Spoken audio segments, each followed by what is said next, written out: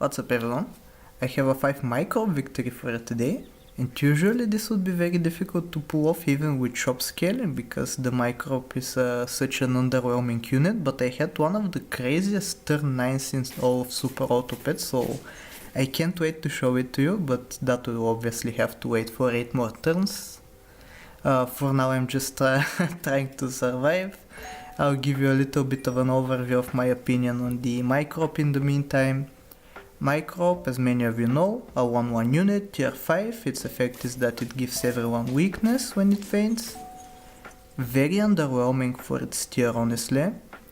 It's a very good weakness application, but it also applies weakness to your own team, so the usual combo is pairing it up with Turtle and Octopus. You mostly see that in the Puppy Pack. Not that many people play the Puppy Pack, but that's one of the prevalent combos there.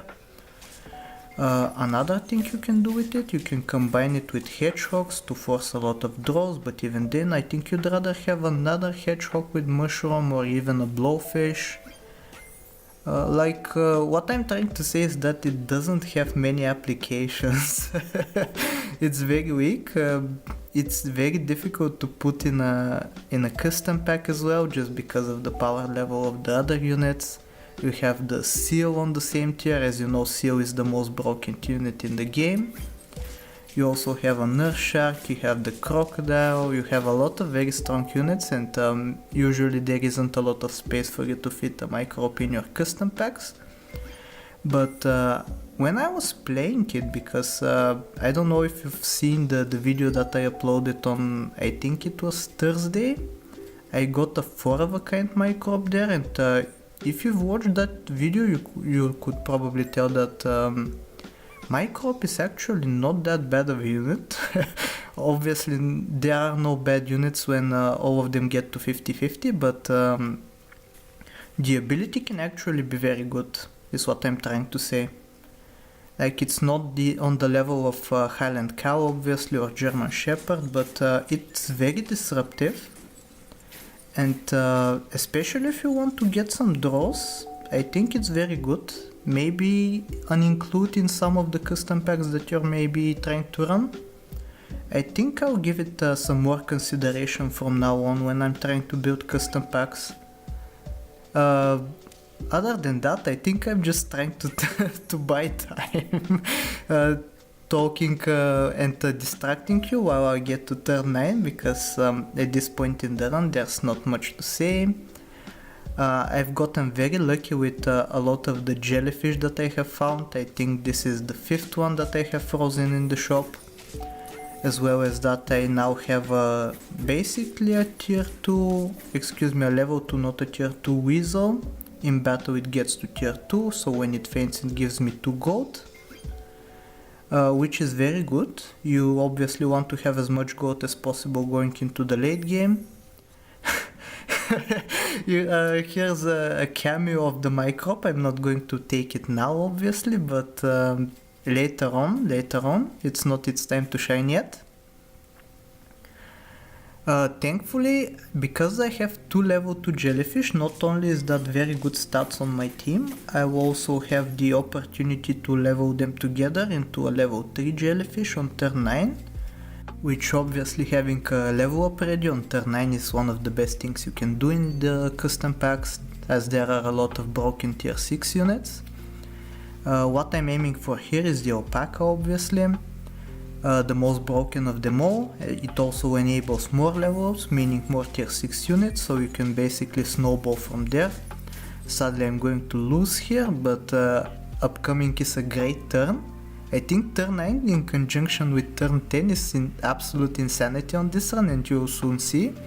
First I make some space, then I level up the jellyfish, get the Alpaca obviously. Alpaca has to come first if the turn is going to be insane. Followed by a Hammerhead Shark, which is also very nice because I have a level 3 unit on my team. The jellyfish I just leveled up. The Alpaca is going to be into level 2. And that results in an oyster, which also gives me 8 gold, so I can extend the play. Sadly, I didn't get that useful units from the level ups there. I got a Pteranodon and a Tapir, which usually can be very good, but not in this scenario. So yeah, I'm just trying to set up here, basically trying to find some unit that can either buff me up a little bit or just provide some more gold for next turn.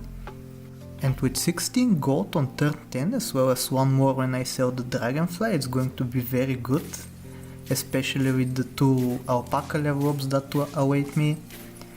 Kind of close here this fight, but thankfully the jellyfish scaled up so much during the last turn. Here I believe I take the husky first just to free up some shop space. If I were to take the clownfish, I need to level it up twice, meaning that I lose a tier 6 unit in the process. I was very lucky here to get another hammerhead shark, and I'm immediately going to go back on my word because I'm going to level the 2 hammerhead sharks together to free up some space on my team. Thankfully I got an alpaca here so I can reset the triggers. I'm even freeing up some space, and I get a lioness as well. In the process of all this happening, the jellyfish is getting to 50-50 stats on turn 10.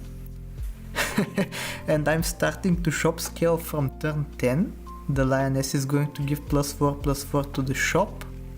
I even found the chicken very luckily along with some tier 1 units, so I can start scaling Curly from turn 11. And honestly, when I get to turn 11 I think I'll discuss it further, but if I was a little bit luckier with my rolls during turn 11, I think I could have gotten a 50-50 shop. You'll see what happens here though. I think first the lioness goes, then I think I'll sell the jellyfish. Thankfully I level into another chicken. I was thinking about scaling with a single chicken, but the game rewards me for my bravery, I guess. And now I have 2 level 2 chickens on the team, kind of decently scaled up as well, and because the hammerhead shark gave me 9 extra gold at the start of the turn, I have a lot of resources to spend. I'm getting kind of lucky with the units that I'm finding.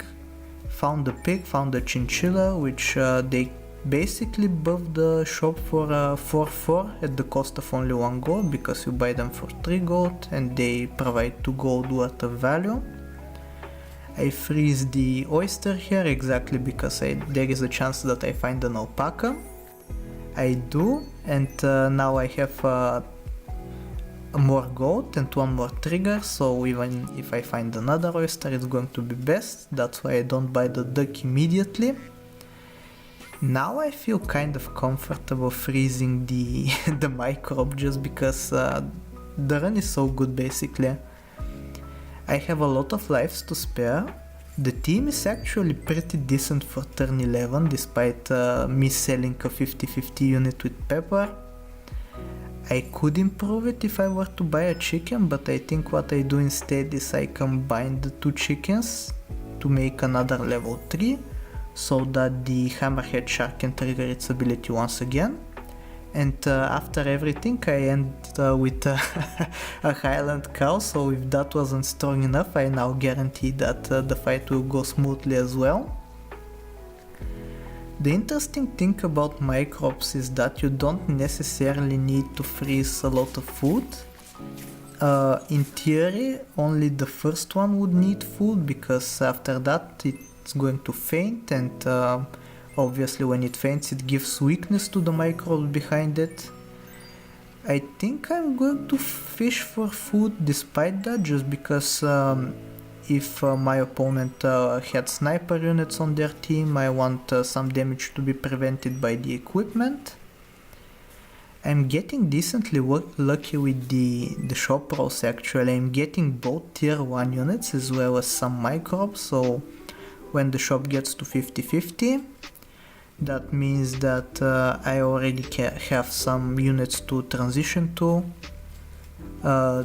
It's kind of nice that the microbe is a 1-1, ironically enough, because that means that if the microbe gets to 50-50 stats in the shop, that means everything else does. And thankfully, because I'm not selling the chicken just yet, it can stay on my team, and it's a level 3 unit, so the hammerhead shark will get to trigger its ability once again.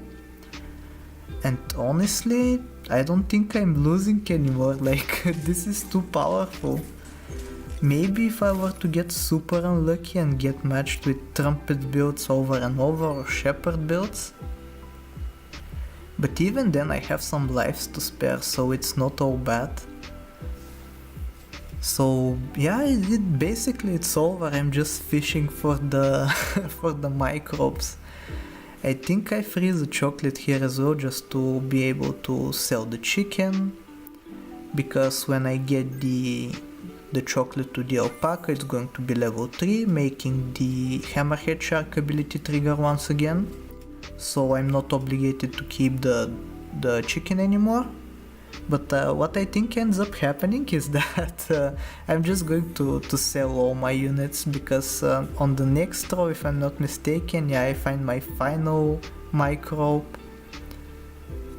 Or not, maybe I don't sell them. I think that's a logical decision as well, because it gives me more gold. Alpaca gets to reset its triggers as well. My memory is kinda fuzzy on this run, I'm sorry, I was too distracted by the amazing turn 9 and 10. But yeah, everything is pretty much set. I'm at 9 wins, so I'm not even wasting any time drawing needlessly. So yeah, I don't know what to say, this run was just incredible. I have the 50s. I think I'll give equipment to all of them, even though that's a little bit of overkill. I just have too much gold to spare. And I think I even get lucky at the end, because as you can see, I'm going to level one of the microbes to level 3 just for the fun of it. I'm just trolling, hoping to find the chocolate, and I do with the second to last gold. So yeah, this is going to be a run. I mean. If you like the content, please like, sub, do all the generic stuff, leave a nice comment, and I'll talk to you next time. Take care.